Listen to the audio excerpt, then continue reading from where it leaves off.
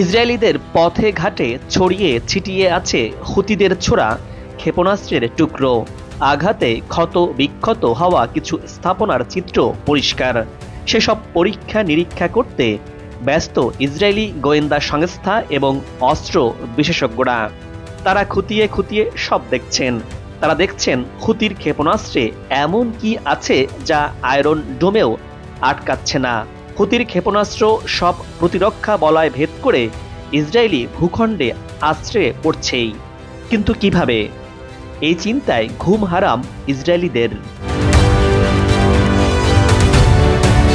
ধ্বংসস্তূপে পরিণত হওয়া হুতির ক্ষেপণাস্ত্র এখন ইসরায়েলিদের জন্য মূর্তমান আতঙ্কের নাম। তারা এখন ঘর থেকে বের হতেও ভয় পান। সবসময় সতর্ক থাকতে হয়, সবসময় প্রস্তুতি রাখতে হয় বাংকারে আশ্রয় নেওয়ার জন্য। বের হলেও থাকতে হয় বাংকারের আশেপাশেই, কারণ এখন যখন তখন ইসরায়েলিরা ক্ষেপণাস্ত্রের সতর্কবার্তা বেজে ওঠে। আর এই পাগলা শব্দ শুনলেই ঘরে থাকার উপায় নেই, ছুটতে হয় বাংকারে। এবার ইসরায়েলের আন্তর্জাতিক বিমানবন্দরে হামলার দাবি হুতিদের। বর্তমানে ইসরায়েলের প্রধান বিমানবন্দর বেনগুরিয়ান বিমানবন্দরকে হামলার প্রধান লক্ষ্যবস্তু করছে হুতি। ২৬ মার্চ এক বিবৃতিতে হামলা চালানোর বিষয়টি নিশ্চিত করেছে এই গোষ্ঠীটি। খবর আনাদোলু এজেন্সি। ইয়েমেনের এই সশস্ত্র গোষ্ঠীটি বলছে তারা ইসরায়েলের আকাশ প্রতিরক্ষা ব্যবস্থাকে ভেঙে চুরে চুরমার করতে চায়। ইসরায়েলকে কোনোভাবেই আর তারা শান্তিতে থাকতে দেবে না। সেই ঘোষণা মতো হুতি কাজও করছে। গাজায় ইসরায়েলি আগ্রাসনের প্রতিক্রিয়ায় একই সাথে এবার মার্কিন রণতরী লক্ষ্য করে ক্ষেপণাস্ত্র হামলা চালিয়েছে ইয়েমেনি এই সশস্ত্র গোষ্ঠীটি। এতে মার্কিন রণতরী হ্যারি এস ট্রুম্যানের ব্যাপক ক্ষয়ক্ষতি হয়েছে। বিবৃতিতে বলা হয়েছে, বেনগুরিয়ান বিমানবন্দরকে লক্ষ্য করে দুটি হাইপারসনিক ব্যালিস্টিক ক্ষেপণাস্ত্র নিক্ষেপ করা হয়েছিল। গত কয়েকদিনের মধ্যে ইসরায়েলে তাদের এই ধরনের পঞ্চম হামলা এটি। গোষ্ঠীটি আরও জানিয়েছে, তাদের বাহিনী লোহিত সাগরে একটি মার্কিন যুদ্ধ জাহাজ লক্ষ্য করেও হামলা চালিয়েছে। তবে হুতির দাবির বিষয়ে তাৎক্ষণিকভাবে ইসরায়েলের কোনো মন্তব্য পাওয়া যায়নি। বিবৃতিতে হুতির কমান্ডার ইয়াহিয়া সারি জানান, ইয়েমেনের সশস্ত্র বাহিনী ইসরায়েলের দখলকৃত ইয়াফা অঞ্চলের বেনগুরিয়ান বিমানবন্দরে দুটি ব্যালিস্টিক ক্ষেপণাস্ত্র নিক্ষেপ করেছে, যার মধ্যে একটি ছিল জুলফিকার, অন্যটি সুপারসনিক প্যালেস্টাইন 2। গাজায় ফিলিস্তিনিদের ওপর চলমান ইসরায়েলি আগ্রাসনের প্রতিশোধ নিতে এবং সংহতি প্রকাশের অংশ হিসেবে এই হামলা চালানো হয়েছে বলে তিনি উল্লেখ করেন। তার দাবি, এটি ২৪ ঘন্টার ব্যবধানে মার্কিন যুদ্ধ জাহাজের উপর দ্বিতীয় দফার হামলা। ইয়েমেনি সেনাবাহিনীর মুখপাত্র আরও জানিয়েছেন, যতক্ষণ না গাজার অবরোধ তুলে নেওয়া হয় এবং হামলা বন্ধ হয়, ইয়েমেনি সশস্ত্র বাহিনী দখলদার ইসরায়েলের বিরুদ্ধে সামুদ্রিক অভিযান অব্যাহত রাখবে এবং ইসরায়েলি ভূখণ্ডে হামলাও চালিয়ে যাবে। এবার লোহিত সাগরে ডুবছে আমেরিকানদের স্বপ্ন। লোহিত সাগর যেন রীতিমতো নরকে পরিণত হয়েছে আমেরিকানদের জন্য। এই জলপথ নিয়ে তারা এতটাই ভয় যে বেসামরিক বাণিজ্যিক জাহাজ চলাচল বন্ধ করতে বাধ্য হয়েছে দখলদার ইসরায়েলের পৃষ্ঠপোষক এই দেশটি। ইয়েমেনের প্রতিরোধ যোদ্ধাদের কাছে এটি আমেরিকানদের আরও একটি বড় পরাজয় বলে মনে করা হচ্ছে, যা আমেরিকানদের বিলিয়ন বিলিয়ন ডলারের ক্ষতি বয়ে নিয়ে আসবে। আমেরিকার এই দুরবস্থা দেখে অলক্ষ্যে অট্টহাসি হাসছেন ইয়েমেনের প্রতিরোধ যোদ্ধারা। এদিকে হামাস হুতির রকেট মিসাইলের হামলা আর ইসরায়েলের প্রধানমন্ত্রী নেতানিয়াহুর বিরুদ্ধে আন্দোলন। স্বয়ং ইসরায়েলের ভেতরে সুবিধাজনক অবস্থানে নেই ইসরায়েল নিজেও। গাজাকে অস্থির করে তোলা ইসরায়েলের ভেতরের পরিস্থিতি মোটেও ভালো নেই, বেশ উত্তপ্ত। এরই মধ্যে ইসরায়েলের উত্তরাঞ্চলের একটি শহরের মোড়ে হঠাৎই নেমে আসে মৃত্যু আর বিভীষিকা। আত্মচিৎকার, গুলি, আওয়াজ ভারী হয়ে ওঠে ইউক্রেনিয়াম শহরের উপকণ্ঠ। ইসরায়েল কর্তৃপক্ষ এই হামলাকে সন্ত্রাসী ও জঙ্গি হামলা বলে চিহ্নিত করেছে। অন্যদিকে ইরানের পরমাণু বোমাকে কেন্দ্র করে নতুন করে উত্তেজনা শুরু হয়েছে মার্কিন মহলে। হুটহাট করে কেঁপে উঠল ইরানের পারমাণবিক স্থাপনাটি। সন্দেহের তীর আবারও দেশটির পরমাণু অস্ত্র তৈরির দিকে। কিছুদিন থেকেই দেশটির পারমাণবিক কার্যক্রম নিয়ে তোড়জোড় শুরু করেছে মার্কিন প্রেসিডেন্ট ডোনাল্ড ট্রাম্প। ইরানের সাথে সমঝোতায় আসতে দেশটির সর্বোচ্চ নেতা আয়াতুল্লাহ আলী খামেনিকে চিঠিও পাঠিয়েছিলেন ট্রাম্প। মধ্যস্থতার জন্য রাশিয়ার দ্বারেও ঘুরেছে মার্কিন প্রশাসন, কিন্তু এখন পর্যন্ত সুবিধাজনক অবস্থানে যেতে পারেনি যুক্তরাষ্ট্র।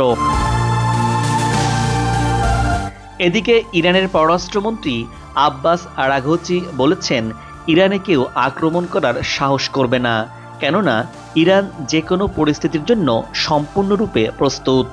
ইসলামী প্রজাতন্ত্র ইরানের পররাষ্ট্রমন্ত্রী জোর দিয়ে আরও বলেছেন, ইরান যুদ্ধকামী দেশ নয়, তবে যুদ্ধের জন্য প্রস্তুত। ইরান যুদ্ধকে ভয় পায় না বলে তিনি স্পষ্টভাবে ঘোষণা দিয়েছেন এবং যুক্তরাষ্ট্রকে হুঁশিয়ারিও দিয়েছেন। ইরানের সঙ্গে পারমাণবিক কর্মসূচি নিয়ে যুক্তরাষ্ট্র আলোচনায় আগ্রহী বলে জানিয়েছেন মার্কিন বিশেষ দূত স্টিভ উইটকফ। যদিও ট্রাম্পের নীতি না বদলালে ওয়াশিংটনের সঙ্গে তেহরান কোনো আলোচনায় বসবে না বলে জানিয়েছেন ইরানের পররাষ্ট্রমন্ত্রী আব্বাস আরাঘচি। সম্প্রতি নতুন পরমাণু চুক্তিতে সম্মত হতে ইরানকে 2 মাসের সময়সীমা বেঁধে দেন মার্কিন প্রেসিডেন্ট ডোনাল্ড ট্রাম্প। রাজি না হলে তেহরানে হামলারও হুমকি দিয়েছেন তিনি, যার তীব্র আলোচনা করেন ইরানের সর্বোচ্চ ধর্মীয় নেতা আয়াতুল্লাহ আলী খামেনি।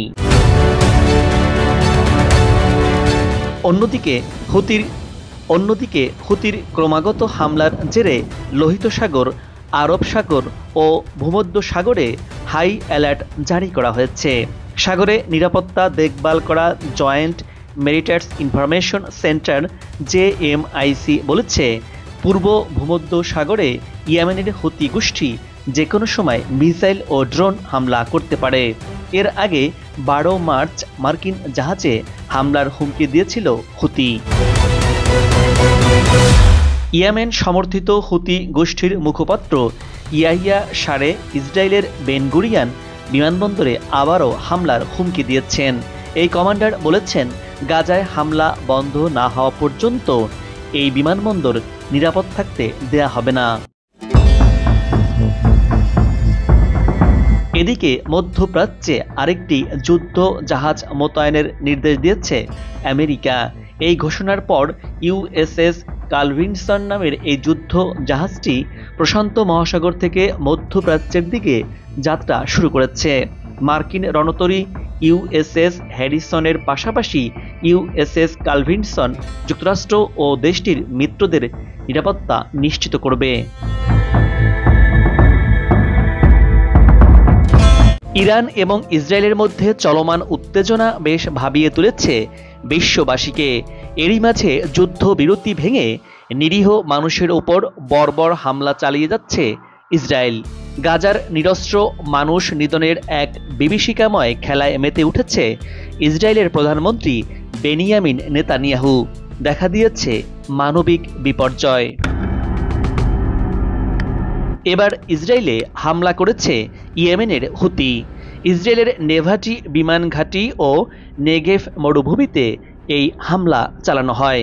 এতে ব্যবহার করা হয়েছে প্যালেস্টাইন 2 ব্যালিস্টিক মিসাইল। খবরটি নিশ্চিত করেছে ইসরায়েলের সংবাদ মাধ্যম টাইমস অফ ইসরায়েল। ইসরায়েলের সংবাদ মাধ্যমটি বলছে, হামলার সময় দক্ষিণ ইসরায়েলে সতর্কতামূলক আয়রন ডোমের সাইরেন বেজে ওঠে। সাইরেনের শব্দ শুনে হাজার হাজার ইসরায়েলি দিক বিদিক ছোটাছুটি করতে থাকে, যেন পিলে চমকে যায় ইসরায়েলিদের। এক পর্যায়ে তারা ইসরায়েলের নাগরিকদের জন্য নির্মিত নিরাপদ আশ্রয়স্থল বাংকারে আশ্রয় নেয় অনেকেই। তবে এই ঘটনায় আহত ও নিহতের ব্যাপারে কোনো তথ্য প্রকাশ করেনি সংবাদ মাধ্যমটি। হামলার কয়েক ঘন্টা পরে বিবৃতি দিয়েছেন হুতির মুখপাত্র ব্রিগেডিয়ার জেনারেল ইয়াহিয়া সারি। ইসরায়েল ও যুক্তরাষ্ট্রকে হুঁশিয়ারি দিয়ে হুতির এই কমান্ডার বলছেন, গাজা উপত্যকায় হামলা বন্ধ না হওয়া পর্যন্ত ইসরায়েলে হামলা চলতে থাকবে। হুতির সামরিক বাহিনী বলছে, হুতির ছোড়া ব্যালিস্টিক মিসাইলটি ইসরায়েল ধ্বংস করেছে। ক্ষেপণাস্ত্র প্রতিরক্ষা ব্যবস্থা দিয়ে মিসাইলটিকে সৌদি আরবের আকাশ সীমায় ভূপাতিত করা হয়েছে।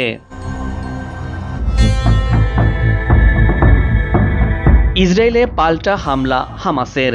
এদিকে হুতিদের পরপরই অবরুদ্ধ গাজা থেকে তেল আবিবে রকেট নিক্ষেপ করে হামাসও। হামাসের সশস্ত্র শাখা আল কাশেম ব্রিগেডস এক বিবৃতিতে বলেছে, গাজার বেসামরিক নাগরিকদের উপর ইসরায়েলি গণহত্যার প্রতিশোধে তারা তেল আবিবে রকেট নিক্ষেপ করেছে। হামলায় বেশ কয়েকজন ইসরায়েলি হতাহত হওয়ার দাবিও করেছে আল কাশেম ব্রিগেডস। ইরানের চারপাশে শত্রুদের উপস্থিতি এবং সাম্প্রতিক উত্তেজনা বৃদ্ধি পেয়েছে। বিশেষ করে লোহিত সাগর থেকে ভূমধ্য সাগর পর্যন্ত অঞ্চলটি ইরানের জন্য ক্রমশ অনিরাপদ হয়ে উঠছে। যুক্তরাষ্ট্র মধ্যপ্রাচ্যে সামরিক টহল জোরদার করেছে এবং আধিপত্য বিস্তারের লড়াইয়ে নিয়োজিত রয়েছে। সম্প্রতি মার্কিন প্রেসিডেন্ট ডোনাল্ড ট্রাম্প ইরানের দিকে কঠোর দৃষ্টি দিয়েছেন এবং ইরানের সর্বোচ্চ ধর্মীয় নেতা আয়াতুল্লাহ আলী খামেনিকে একটি চিঠিতে আলটিমেটাম দিয়েছেন। ট্রাম্প বলেছেন, ইরানের হাতে মাত্র 2 মাস সময় আছে আলোচনার টেবিলে আসার, অন্যথা ইরানের বিরুদ্ধে সামরিক ব্যবস্থা নেওয়া হতে পারে। তবে আয়াতুল্লাহ আলী খামেনি ট্রাম্পের এই আলটিমেটাম মানতে নারাজ। তিনি বলেছেন, আমেরিকার সাথে আলোচনায় বসা মানে তাদের চাহিদা ও দাবি মেনে নেওয়া, যা ইরানের জন্য গ্রহণযোগ্য নয়। খামেনি ইরান সরকারকেও যুক্তরাষ্ট্রের সাথে কোনো ধরনের আলোচনা না করার জন্য সতর্ক করেছেন। তিনি যুক্তরাষ্ট্রকে সতর্ক করে বলেন, ইরানের বিরুদ্ধে হুমকির ভাষা ব্যবহার না করতে এবং কোনো জঘন্য কাজ করলে তারা এর কঠোর জবাব পাবে। তিনি আরও বলেন, আমেরিকানরা ইরানের সাথে মোকাবেলায় হুমকি ব্যবহার করে কখনোই তাদের লক্ষ্যে পৌঁছাতে পারবে না। খামেনি ইরানের শত্রুদের হুমকি ও জঘন্য আচরণের বিরুদ্ধে দৃঢ়ভাবে রুখে দাঁড়ানোর কথা বলেছেন। তিনি ইরানের পাশাপাশি ফিলিস্তিন এবং লেবাননের যোদ্ধাদের সমর্থন করারও কথা জানিয়েছেন। তিনি প্রতিরোধ ফ্রন্টকে ইরানি প্রক্সি হিসাবে চিত্রিত করার ঘটনার নিন্দা জানিয়ে বলেছেন, ইরানের কোনো প্রক্সি শক্তি নেই, তবে তারা এই অঞ্চলের প্রতিরোধ যোদ্ধাদের সমর্থন করে। খামেনির মতে, যুক্তরাষ্ট্র ও ইউরোপীয় কর্মকর্তারা যখন এই অঞ্চলের প্রতিরোধ গোষ্ঠীগুলোকে ইরান প্রক্সি বলে অভিহিত করেন, তখন তারা একটি ভুল করেন। তিনি বলেন, ইয়েমেনের জনগণ তাদের নিজেদের অনুপ্রাণিত হয়ে প্রতিরোধ করছে, ইরানের প্রক্সি হিসাবে নয়। এই পরিস্থিতিতে ইরান ও যুক্তরাষ্ট্রের মধ্যে উত্তেজনা ক্রমশ বৃদ্ধি পাচ্ছে এবং আঞ্চলিক নিরাপত্তা নিয়ে উদ্বেগ তৈরি হচ্ছে। ইরান তার অবস্থান থেকে সরে আসার কোনো ইচ্ছা না দেখালে এই সংঘাত আরও তীব্র হতে পারে বলে বিশেষজ্ঞরা আশঙ্কা করছেন। দর্শক, আজ এ পর্যন্তই। আগামীতে আবারও দেখা হবে নতুন কোনো ভিডিও চিত্র নিয়ে। ভিডিওটি ভালো লাগলে আপনার মূল্যবান মতামত জানিয়ে চ্যানেলটি সাবস্ক্রাইব করে ভিডিওটি শেয়ার করুন। ভালো থাকুন, নিরাপদে থাকুন এবং সাথেই থাকুন।